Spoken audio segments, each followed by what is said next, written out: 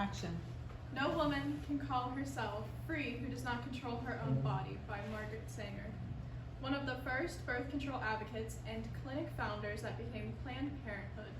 Her efforts led to her arrest and lawsuits, eventually to legalization of contraceptives in 1936 and the pill in 1960. My Body, My Choice was a slogan representative of the pro-choice movement regarding female reproductive rights, which should be fully protected.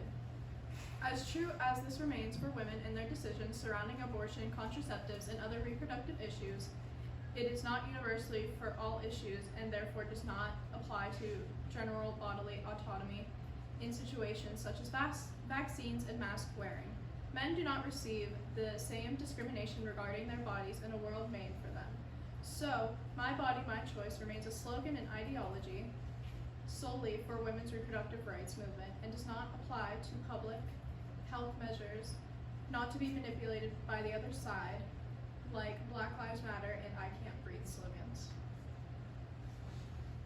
This leads into our first point concerning women's rights and what My Body, My Choice is truly about. Women are disproportionately affected when it comes to bodily autonomy. In the late 1969, people began saying the slogan in their protests for access to these medical practices. Then the women's movement started.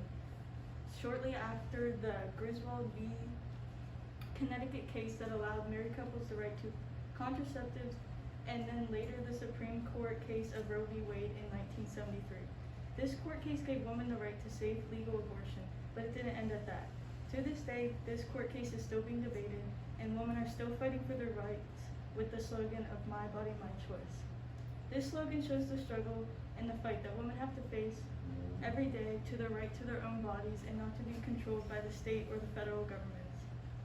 As currently seen in Texas, there are continuous protests following the state's recent decision to eliminate abortion to a six-week term of pregnancy and legal action against doctors who perform illegal abortions. This law has put women at heart as they seek unsafe alternatives to abortions and contraceptives.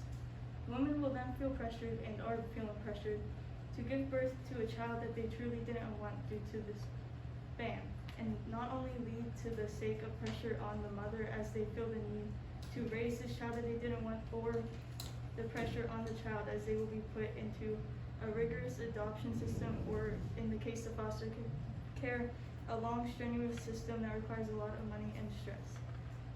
Overturning Roe v. Wade and taking away women's rights to a safe medical practice and contraceptives will push society back and push women's rights and equality back very far. And this is why the slogan of My Body, My Choice needs to stay concentrated on the rights of women and not shifted to any other slogan used in any other event not regarding women's reproductive rights. This leads to our second point on men's issues. In a patriarchal society where a woman has never been president and has only had the right to vote for a little over 100 years, it's no wonder that men face much less restrictions regarding their bodily autonomy. Men's birth control is much less talked about and much less common than women's. For example, according to the Department of Economic and Social Affairs in 2015, 1 in 10 men will get vasectomies, compared to the 1/3 of women who will get a hysterectomy before age 60, according to the American College of Obstetricians and Gynecologists. According to the National Hospital Discharge Summary data, 569,000 women underwent hysterectomy in 2006, compared with 168,000 men who underwent prostatectomy. Vasectomy is much less invasive and permanent than hysterectomies. Women's access to such surgeries have been impeded on as well. Many women are met with the need for spousal or parental consent in order for such surgeries to be performed. There is no Supreme Court ruling on this, and according to Insider, 18 states allow some of their healthcare providers to refuse sterilization services to patients.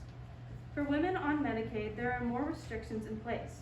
Federal funds cannot be used to sterilize women younger than 21, and women who qualify must sign a consent form and wait 30 days before the procedure.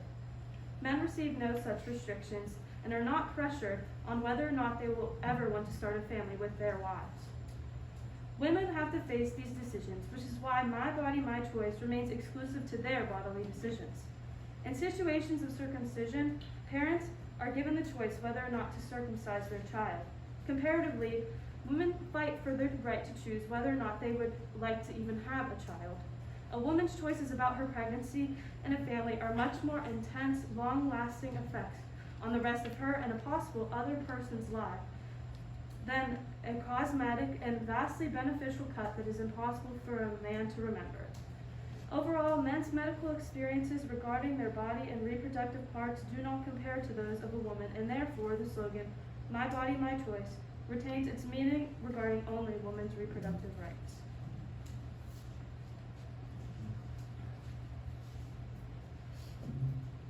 Okay, our third point. The slogan has been taken from the women's reproductive rights movement and used in protest concerning public health. When the pandemic came, there were mandates and advances in research created to attempt to limit the spread of the virus. After mandates were put in place, people hit the streets to protest them, at the same time undermining women's rights by using this stolen slogan of "My body, my choice." The use of the slogan in terms of mask and vaccine shows how this slogan has been taken to distract from the true meaning. A woman's right to resources like abortions, contraceptives, and hysterectomies concerns that individual only. When putting the slogan on an issue like vaccines or masks, it takes away from the "my body" part of the message. A person's choice to not get a vaccine or not wear a mask is not only negatively affecting them, but those around them too, as they are openly opting to spread a life-threatening virus to others around them and those who choose to wear a mask and get vaccinated. The positive consequences of wearing a mask and getting vaccinated vastly outweigh the few and far behind bad. Enduring a long and threatening pandemic at the hands of those who selfishly cannot contribute to public health is nothing compared to letting a woman choose her own way in a life via pregnancy and birth control. Women's reproductive decisions are not a virus that could be spread. It is a choice that the individual makes that doesn't impact anyone else in the same way it affects her. So to put the slogan of "My body, my choice" on a topic concerning public health in a pandemic is demeaning to the true meaning of the slogan and the women who have fought and are still fighting for their reproductive rights. Public health in the midst of a dangerous and unpredictable pandemic cannot be reduced down to "my body, my choice." The term instead has been bastardized and misappropriated to reflect the selfishness of individuals who refuse to take life-saving and preventive precautions. Our fourth point deals with the misuse of slogans.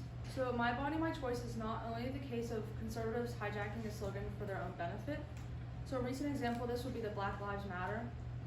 It was used to bring light modern racism and encourage solidarity and compassion for African Americans during a time of increased racial violence. Black Lives Matter told the world exactly that. Black people's safety increases in lives were just as important as everyone else's. Almost immediately, the slogan was taken as offensive by the right and changed to other slogans such as "Blue Lives Matter," "White Lives Matter," and "All Lives Matter," which distracted from the coalition for Black support and instead created an argument that was never in place initially. The "I Can't Breathe" slogan brought about a similar fate. The final words of Eric Garner and George Floyd before becoming more victims of police brutality were stolen and ridiculed as COVID-19 rose and masks became a requirement. Intense movements of gasping for breath as death stared already victimized men of color in the face cannot be compared to the necessity of wearing a mask in a life-threatening pandemic. Just like "My body, my choice," these two slogans were bastardized by the other side to fight much more trivial arguments to distract from their original meaning. Not all slogans have universal meaning and can be applied to all subject matter. Downplaying the message of reproductive rights with arguments over things required to get over a global pandemic in a scary time where Roe v. Wade is being challenged is the last thing women need, just like the Black people having to argue their lives during already increased violence against them. Overall, "My body, my choice" reflects the women's reproductive rights movement. Men do not face the same restrictions regarding their body autonomy, and public health measures cannot be reduced to the same slogan. The original meaning of the movement, paved by Margaret Sanger, holds weight and requires the full attention of lawmakers and Americans alike before a woman's choice is irrevocably denied. No woman can call herself free who does not control her own body. My body, my choice.